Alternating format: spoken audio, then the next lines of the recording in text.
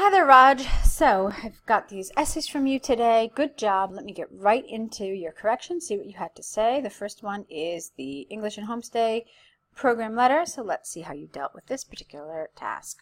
Dear Mr. Smith, let me introduce myself. My name is Raj, and I am a 34 years old marketing manager working and living in New Delhi, India. I'm writing in relation to the English and Homestay program advertised in the Tribune last Thursday. Okay. Fine, although a couple things I would like to state. First of all, there is no reason to assume this is an email. Okay, I know you obviously have sent it as an email to us, but it is listed as a letter. So it never said you're writing an email to these people. The reason I state that is because introduced then is inappropriate. Okay? Also, I'm not super crazy about the directness of this. Let me introduce myself.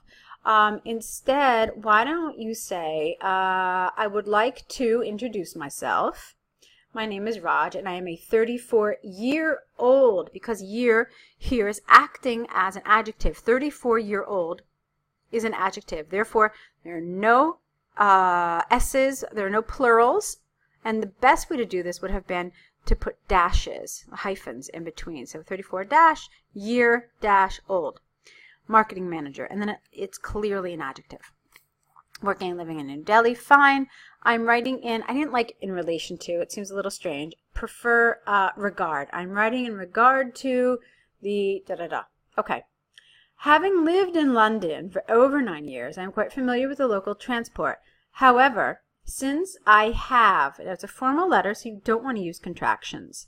However, since I have never visited Liverpool, I would need your guidance insights on the schedules and timings of the local buses and trains, especially the Southern Line towards London.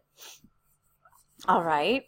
Also, please be aware that, okay, careful, that my flights have been booked for this weekend, and I am hoping to arrive on time, that is, Monday 11th of August, etc. Hence, I would like, again, no contractions in IELTS essays. We always, especially when it's formal, no, not especially, when it's a formal letter, we don't use contractions. So, hence, I would like to ask if it is convenient to meet at the lounge area upon arrival. This is located near the Starbucks coffee shop.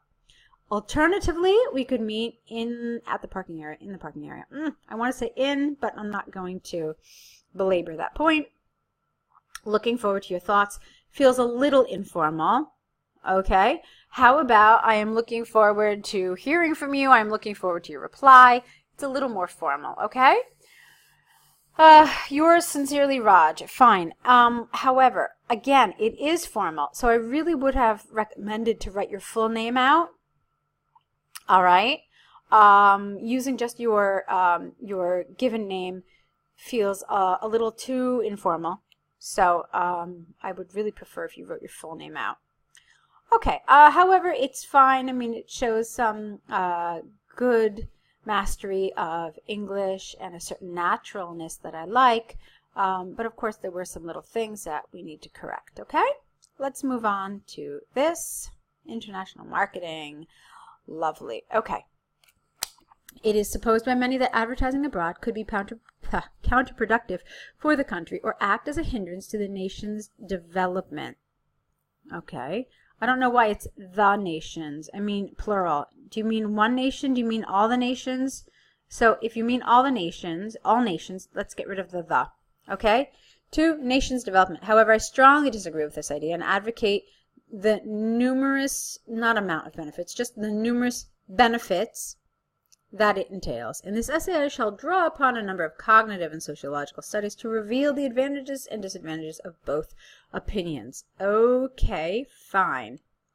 To begin with, awareness through any platform is beneficial to humans' intellect and growth. This is because it enables awareness. Okay, because it enables people to explore and advance their aspirations. For example, a recent survey by Cambridge University, no here, okay, show that, excuse me, 90% of international students who enrolled in their courses first saw their ads in the local TV and newspaper.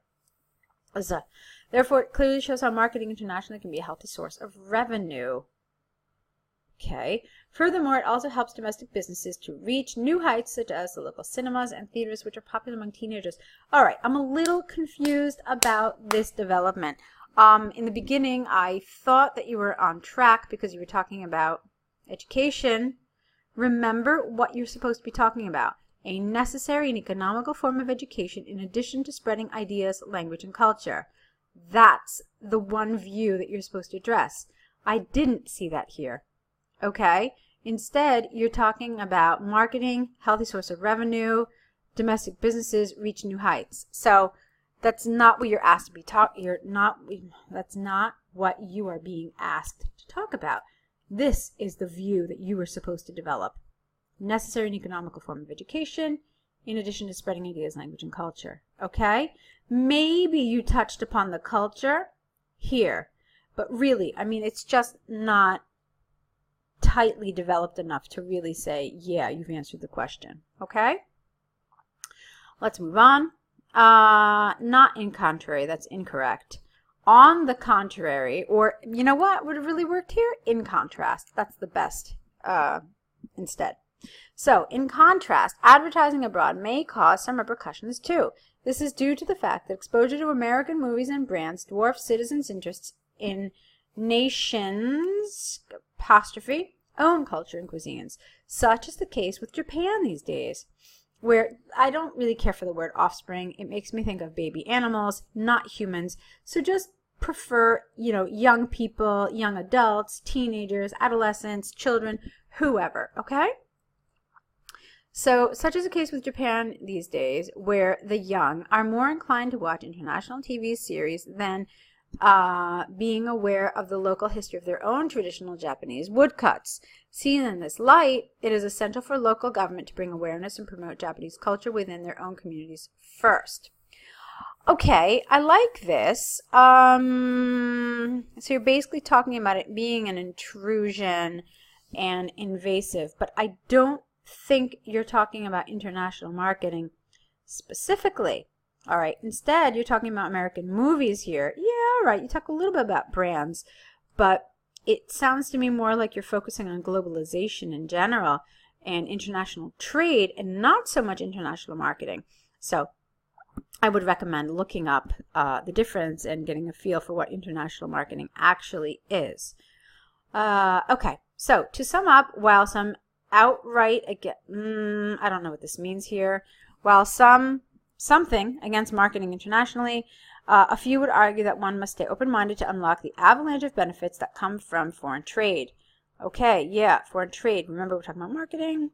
In future, as the hype surrounding such negative effects dies down, the possibilities it can offer will undoubtedly become more clear and conspicuous. All right, clearer and fine. Okay, maybe not my favorite word here, but okay, it's fine. Let's see. You said that you advocate the amount of benefits. So let's talk about the order of your paragraphs now. You basically put the paragraph talking about the benefits first, and then you put the negative side. So I want to tell you that this is incorrect. We always put the side that we support last. We put it closer to our conclusion. That's where it belongs. So essentially what we're doing is we're saying, look, I'm so open-minded and that I can entertain the opposite point of view. I can discuss its merits and see why people might say what they say. However, my personal opinion is so much stronger. Here's the reason why. A, B, C, D, E, F, G. Okay? That's how we do it. And then you wrap that up and you basically solidify that in your conclusion. So this is the appropriate order of paragraphs. And of course, this is the kind of thing that would affect your coherence and cohesion score. So please be aware of it and keep it in mind for the future. Okay, there were some nice elements here, but I do feel that you were rather off topic, that you didn't really address the topic as tightly or appropriately as you should have. So that's another thing to think about. So what I would really recommend to you now at this point is continuing to work with us so that we can help you in these areas of task response and coherence and cohesion. I think that working together we can overcome some of these obstacles. that you may have in getting the score that you want.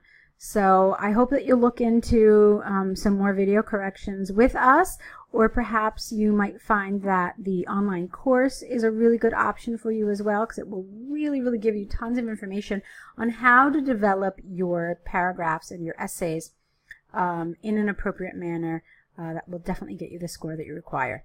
Okay, so looking forward to seeing more of your essays in the future. I hope that we can continue working together to help you meet your IELTS goals. And so that's the end of this video correction. Lots of luck to you.